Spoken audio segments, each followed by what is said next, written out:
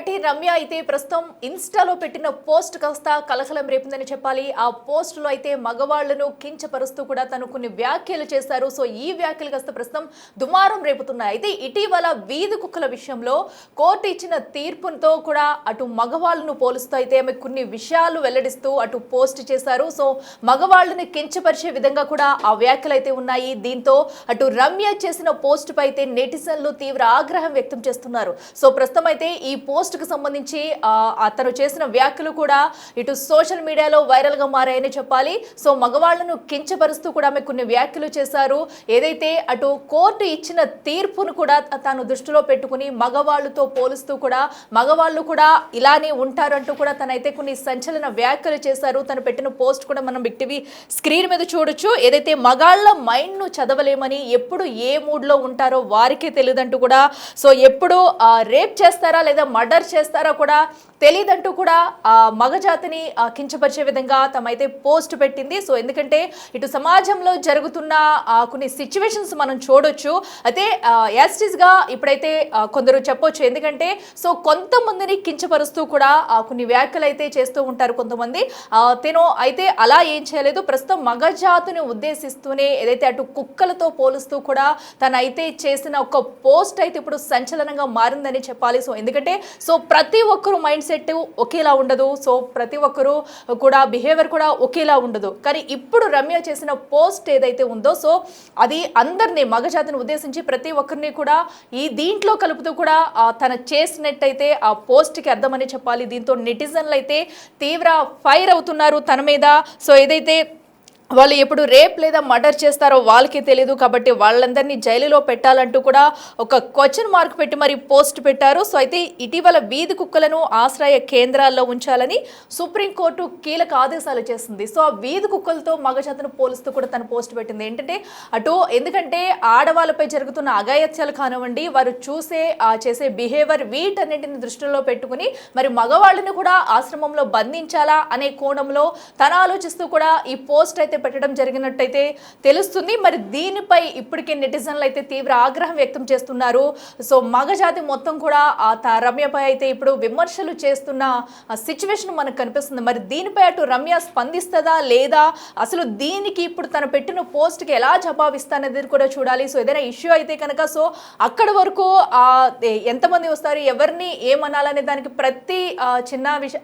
ప్రతి విషయాన్ని కూడా మనం అసలు ఆలోచించి పెట్టాల్సి వస్తుంది. అలాంటిది ఇప్పుడు రమ్య పెట్టిన పోస్ట్ కాస్త సో అందరిలో వైరల్గా మారిందని చెప్పాలి. మరి దీనిపై రమ్య స్పందిస్తుందా లేదనేది కూడా చూడాలి. సో ఎందుకంటే వీధి కుక్కలను ఆశ్రయ కేంద్రాల్లో ఉంచాలనే తీర్పును అయితే తను సవాలుగా చేసుకుని ఈ రోజు మగజాతిని మొత్తం కూడా ఉద్దేశించి తీర్పు ఇవ్వడం జరిగింది. మరి దీనిపై అటు మహిళా సంఘాలు ఏమంటాయి, సో ఇటు మగజాతికి సంబంధించిన వాళ్ళు ఏమంటారు, ఇప్పటికీ దీనిపై అయితే పలు విమర్శలు వస్తున్నాయి. నెటిజన్లు అంతా కూడా ఆగ్రహం వ్యక్తం చేస్తున్నారు. మరి దీనిపై రమ్య ఎలా స్పందిస్తుంది, మరొకసారి తను ఏమైనా పోస్ట్ పెట్టే ఛాన్స్ ఉందా లేదా, మరి దీనిపై అసలు మీరు ఏమంటారు అనేది కూడా మాకు కమెంట్ రూపంలో తెలియజేయండి. ప్రస్తుతం అయితే కన్నడ నటి రమ్య చేసిన వ్యాఖ్యలు అయితే వివాదాస్పదంగా మారాయని చెప్పాలి. సో ఏదైతే కోర్టు తీర్పుకు కౌంటర్గా కూడా మగాళ్ళను పోలిస్తూ తను పెట్టిన ఒక్క చిన్న ట్వీట్ అయితే అలజడి రేపిందని చెప్పాలి. మరి దీనిపై ఎవరెవరు ఎలా ఆగ్రహం వ్యక్తం చేస్తారు, సో ఎంతమంది రమ్యకి సపోర్ట్ చేస్తారు, ఎంతమంది అటు మగజాతికి సపోర్ట్ చేస్తారనేది కూడా ప్రస్తుతం అయితే ఉత్కంఠంగా మారిందని చెప్పాలి. సో ఎందుకంటే ఏదైనా సిచ్యువేషన్ వచ్చినప్పుడు కూడా సో ప్రతి ఒక్కరి క్యారెక్టర్ అలా ఉండదు. సో అలాగని చెప్పేసి ఒక సిచ్యువేషన్ జరిగినప్పుడు అందరి క్యారెక్టర్స్ని కూడా ఎవ్వరూ జడ్జ్ చేయలేరు ఇక్కడ. సో అలాంటిది సో తనైతే ఆ మొత్తం మగజాతిని కలిపి కూడా ఈ పోస్ట్ పెట్టడం ప్రస్తుతం సంచలనంగా మారిందని చెప్పాలి. ఇక మా ప్రతినిధి గౌతమి ఉన్నారు. ఎస్ గౌతమి, చెప్పండి. మనం చూస్తున్నాము ఏదైతే అటు నటి రమ్య పెట్టిన పోస్ట్ అయితే కాస్త ఇప్పుడు విమర్శలకు దారితీస్తుందని చెప్పాలి. మరి దీనిపై ఎవరి స్పందన ఎలా ఉంది, తను మరొక్కసారి దీనిపై ఏమైనా స్పందించే అవకాశం ఉంటుందనుకోవచ్చు?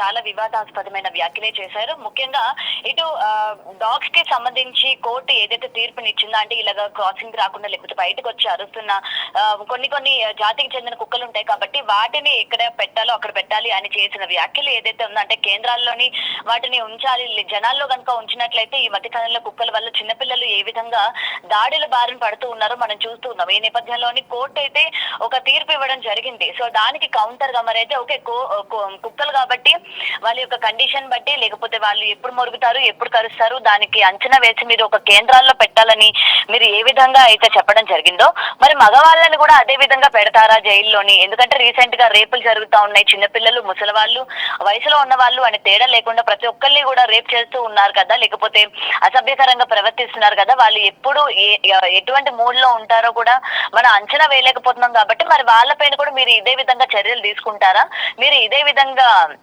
జైల్లో పెడతారా అని చెప్పి తను కౌంటర్ గా ఇస్తూ మగవాళ్ళని ఎగ్జాంపుల్ గా తీసుకొచ్చి చెప్పడం అన్నది ఈ రోజు మగవాళ్ళందరినీ కూడా కించపరిచేటట్టు ఈమె మాట్లాడుతుంది అని చెప్పి ఇవాళ బయటకు వచ్చి చాలా మంది ప్రశ్నిస్తున్న పరిస్థితి కూడా కనిపిస్తోంది.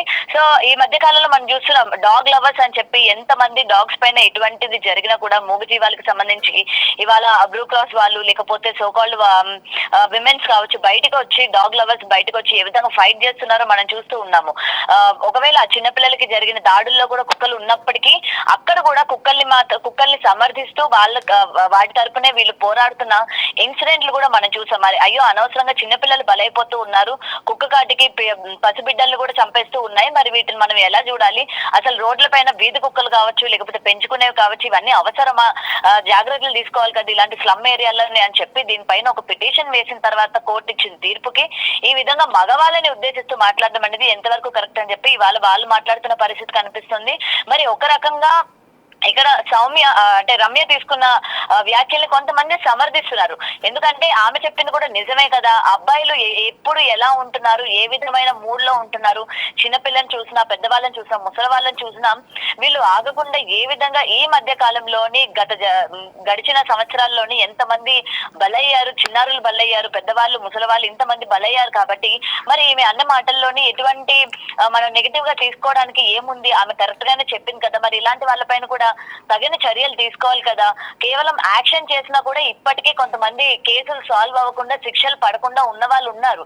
మరి ఇది మూగజీవాల పైన మాత్రమే ఇంత కఠినమైన నిర్ణయం తీసుకొని యాక్షన్ ఇంత వెంటనే తీసుకున్నప్పుడు మరి జనాలకి ఇబ్బంది కలిగించే విధంగా ఈ మధ్య జనాలని ఇబ్బంది పెడుతూ ముఖ్యంగా ఆడపిల్లల్ని ఇబ్బంది పెడుతూ ఈ విధంగా రేపులకి గురి చేస్తూ ఈ విధంగా మర్డర్లు చేస్తూ అంటే హత్యలు చేస్తున్న వాళ్ళపైన ఎందుకు తగిన యాక్షన్ తీసుకోదు, కోర్టు ఎందుకు ఇంత కఠినమైన నిర్ణయాలు తీసుకోదు, మరి ఇలాంటి వాళ్ళకు కూడా తగిన చర్యలు తీసుకోవాలి కదా. ఇలాంటి వాళ్ళని కూడా ఏ కేంద్రాల్లోనో లేకపోతే జైల్లోనో వెంటనే తీసుకుపోయి ఇగో వీడి ఈ విధంగా ప్రవర్తించాడని చెప్పి వెంటనే తీసుకొని వెళ్ళి పెట్టే అంత సత్తా మీకుందా, అంత త్వరగా మీరు యాక్షన్ తీసుకోగలుగుతారా అని చెప్పి మరికొంతమంది రమ్యనైతే సపోర్ట్ చేస్తున్న సిచ్యువేషన్ కనిపిస్తుంది.